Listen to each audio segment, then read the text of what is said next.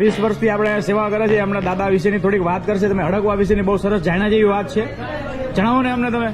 જે હડકવું થાય છે તો આજે ડોક્ટર તો ઠીક છે, પણ એના સગો બાપ પણ દીકરાનો હાથ પકડતો નથી પકડતો. સાચું. બરાબર છે. હા, હા. આ દાદા એક એવા છે કે હડકવું મટાડી શકે છે, વાહ ભાઈ. મટાડી શકે છે. હા, હા, બરાબર છે. અમેરિકા જેવા દેશને પણ દાદાનો આશરો લેવો પડે છે. બરાબર. હાલ પેલું પાણી આવે છે બોર ની અંદર થી, હા, હા. જમીનમાંથી ઓટોમેટિક, હા. એની અંદર ભભૂતિ નાખીને મતરીને લઈ જાય છે. હા. એનાથી અનેક રોગ મટી જાય છે. હા.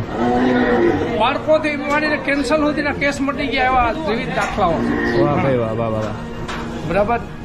અને અને આકસ્મિક કોઈ પણ ઘટના બની હોય, એક્સિડન્ટ કે કોઈ હા, પણ, હા. તો ત્યારે એને આપવાથી અત્યારે 50% ભગવાન ડોક્ટર છે. બરાબર છે. દવાખાને પૂકી જાય જીવતો, હા. તો પછી તો છે, પણ દવાખાને પૂગવા માટેનો સ્કોપ દાદાનો જે પાણીને જે ભભૂતિ. ભભૂતિ લઈ જાય છે, બરાબર એનાથી ઘણા એવા દાખલા છે કે મટી ગયું હોય.